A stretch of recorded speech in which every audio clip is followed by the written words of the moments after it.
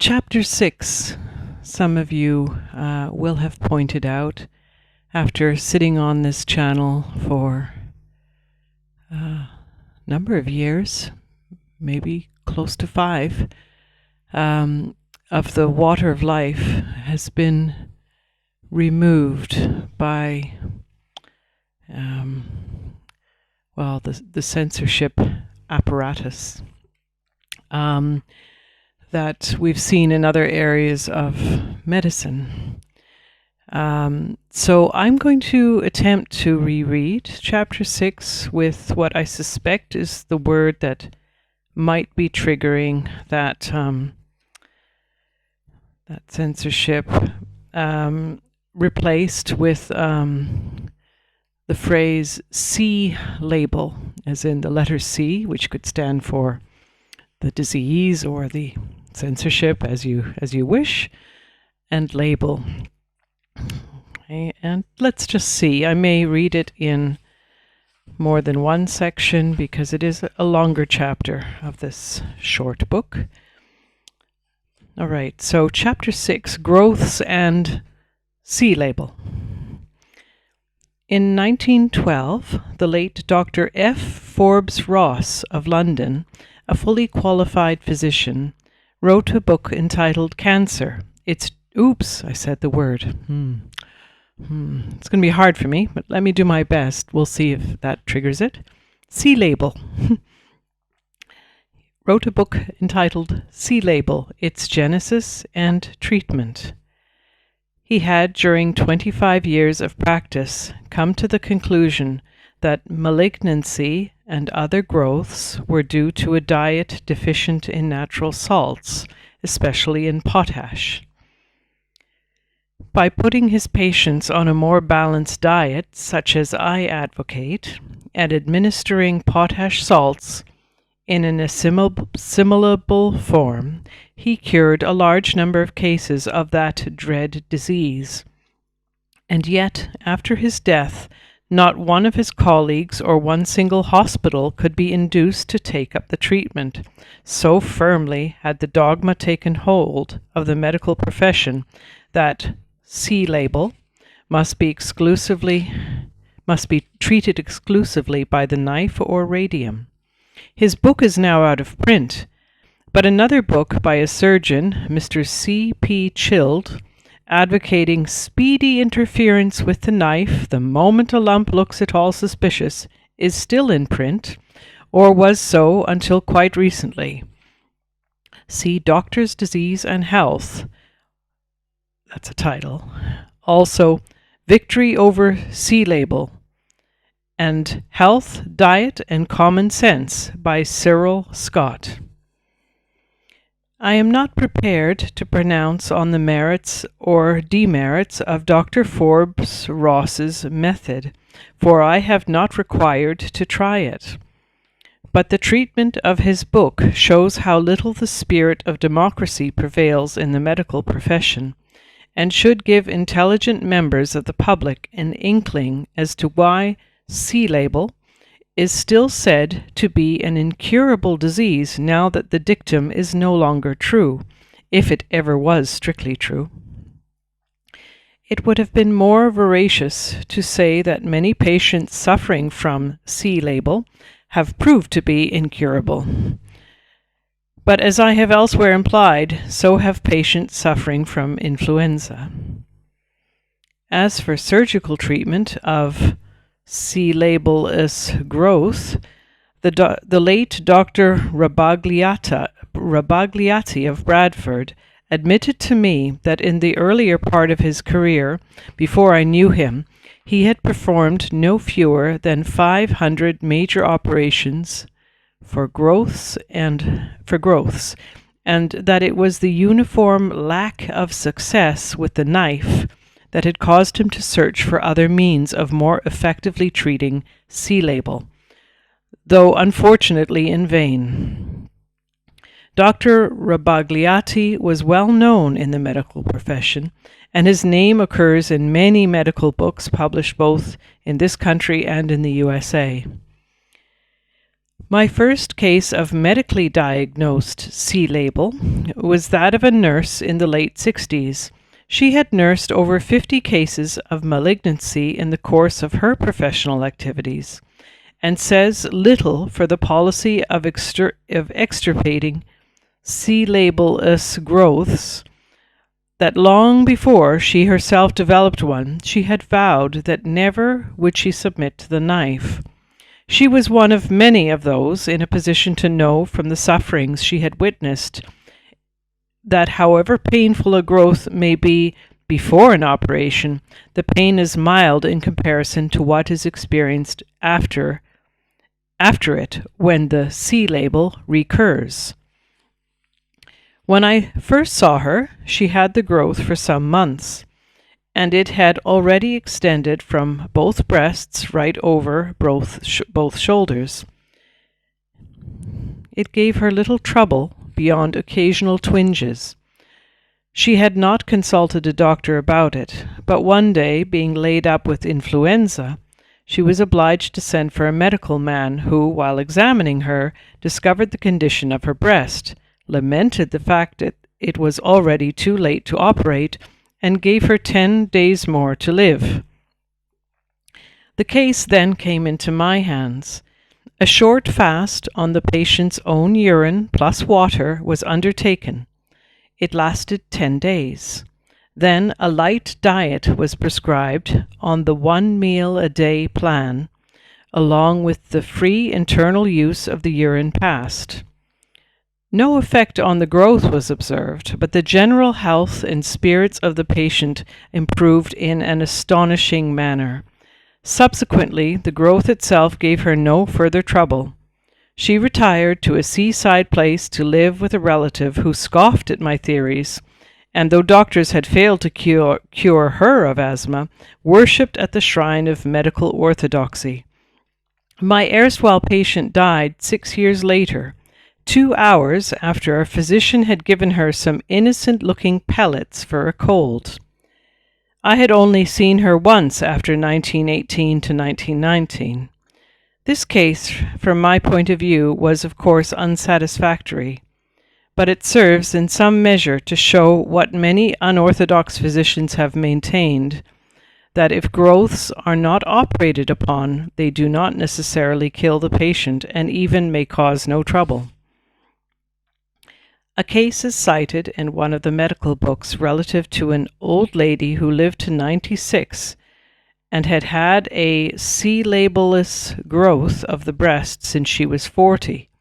Various doctors she had called in for minor ailments had wished to excise it, but she had always refused on the grounds that it gave her no pain or inconvenience. Moreover, she did not believe in the knife. Since my first, quote, C-label, unquote, case, I have treated a large number of cases diagnosed as C-labelless in various stages of the disease. This was even after some of them had been treated either medically or surgically. In consequence, I have been enabled to collect much interesting data on the subject, most of which conflicts with allopathic theories and popular assumptions. Seeing, however, the dogma obtains genuine C-label is incurable, and seeing that a law has been passed prohibiting any layman even to hint that he can cure or presumably has cured malignancy, we must assume that all those cases hereafter mentioned which were alleged by the profession to be C-labelless had been wrongly diagnosed. First, I may briefly mention en masse the cases of 5 women I will classify as ABC, because all were unprejudiced by any kind of previous treatment, and every one of them was of recent development. Their cases at least suggest the wisdom of prompt and correct measures. I should stress, however, at the outset, that none of these patients has been labeled C-label cases. Nevertheless, to be on the safe side, I fasted every one of them my way, in addition to applying urine compresses with complete success. For in addition to the disappearance of the growths, The treatment resulted in state of general health far in excess of that experienced prior to the fasts.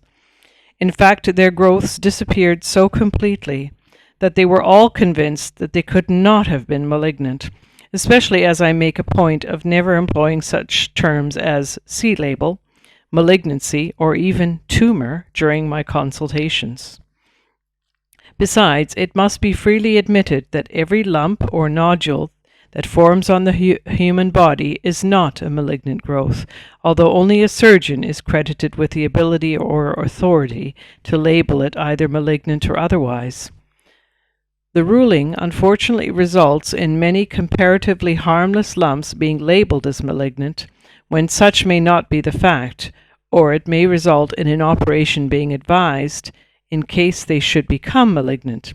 Thus, hundreds of trifling lumps have been treated surgically as a major affliction, and C-label has eventually developed, because as yet neither doctors nor laymen realize that the surest way to invite malignancy is the mutilation of the female breast or other parts of the human body.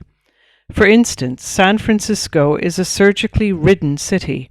It has few physicians, but hundreds of surgeons.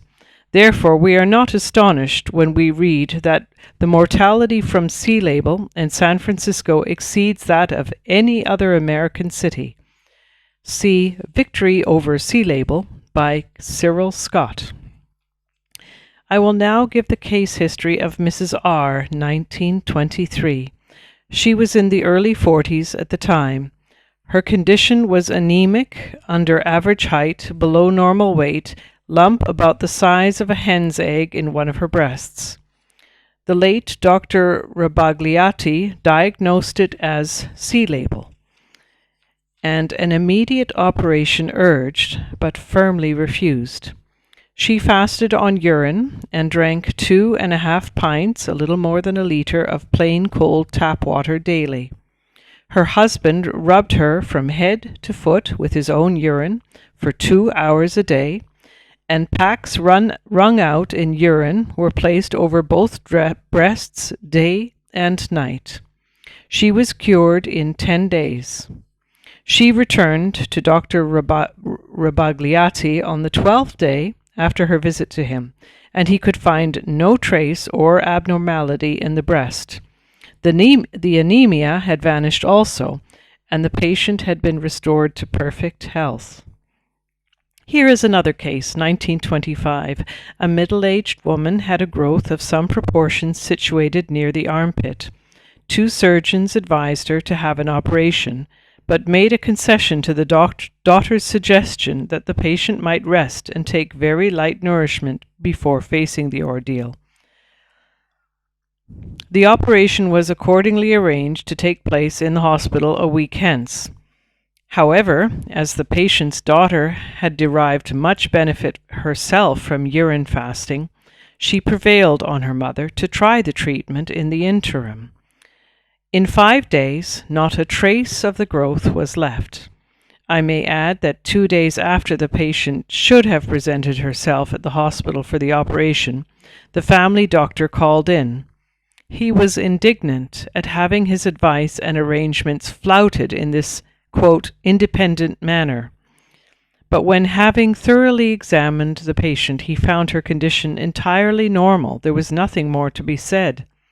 Subsequently, he called in his colleagues who, to express it mildly, were extremely astonished, and being human, were not altogether pleased. I merely add this part of the story to show that the patient had been properly examined after her recovery. She is at the time of writing many years older and quite well. A case may now be cited relative to a youngish woman who had developed a growth in her breast. I cite it because the trouble disappeared in the shortest period I have yet witnessed for what might have been a malignant tumor or merely a swollen milk gland. I think nonetheless that had the patient put herself in the hands of physicians, they would have advised an operation just seeing her. I at once advocated a fast on her own urine plus tap water and urine compresses. In short, the usual procedure I advise. At the end of 4 days, the growth had entirely disappeared. And now I will mention the case of a lady who came to me in 1927. It is instructive as showing once again that operations merely deal with effects and do not remove the cause of the disease from the body.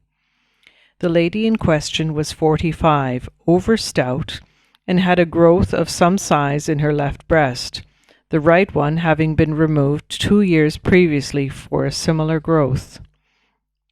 She fasted and was treated according to my method for 19 days, and then reported that the growth had entirely vanished. As she was still too fleshy, I advised her to continue the fast. On the 28th day, I examined her to find no trace of the lump and to see a woman looking much younger and far much less matronly in figure. The following case shows that one and the same methods may result in curing complaints which have no apparent connection with each other. A young lady came to me with a swollen right breast, near the center of which was a nasty, suspicious-looking lump. There were also 2 large ulcers under her armpit. She had been invited by the family doctor to enter the hospital for observation, but declined, seeing that her mother had accepted a similar invitation, had been operated upon, and subsequently buried. Moreover, she herself, having suffered from chronic peritonitis, had had her appendix excised, but without curing the peritonitis. She started by fasting 4 days on my system, but had to break the fast to satisfy her insistent relatives. Nevertheless, after 3 days, she resumed the fast, and the second time fasted for 19 days. Already, after the 10th day, there was a marked improvement, and at the end of the 19 days no trace was left of the lump on her breast or the ulcers in her armpit. There was not even a scar. But the peritonitis had not cleared up, perhaps because of the scarred tissue resulting from the operation on the appendix, and so a little later she fasted for 35 days. This had the desired effect. These case sheets should serve to show that nature is far more efficient a healer than are so-termed scientific methods, which involve mutilation. If people who observe suspicious lumps on their bodies would only resort to these natural methods I have outlined, and resort to them at once, nature would not fail them. But those who wait till the 11th hour may have to pay the penalty for their procrastination. All the same, I think the dogma concerning the fatality of C-label will die hard, because as soon as a case is cured by whatever methods, the tendency is to assert that it couldn't have been C-label. Doctors who resort to this phrase forget that it is a poor reflection on the diagnostic powers of the orthodox physician or surgeon. Moreover, what are we to make of the following admission by the authors of The Breast, in which book Doctors Dearer and McFarland wrote, quote, "I have operated on some 1,000 cases of C-label, and they all returned but 6. And they were not C-label?" And again, the acknowledged poor results obtained by surgery in any sort of C-label are well known to the profession. This last quote from Dr. G. E. Ward, Howard Kelly Hospital, Baltimore. Yet if these poor results are so well known, then why does the profession continue to advocate the knife and ignore those who obtain good results without surgery, as did Dr. Forbes Ross and others since his death? Mention may be made here of Dr. W. F. Koch of Detroit, who over a period of 20 years has cured hundreds of cases of C-label, both external and internal, by a subtle chemical formula. Yet far from being recognized by the orthodox C-label ring in USA, he has been scoffed at and even persecuted. Why should this be so? I leave the intelligent reader to draw his own conclusions, and will proceed to cite 1 or 2 cases where the doctors, although advocating the knife, held out very poor prospects of recovery, if indeed any at all. These cases include growths in other sites of the body, as hitherto I have only mentioned breast cases. The reader now being familiar with the treatment, I will merely give the barest details.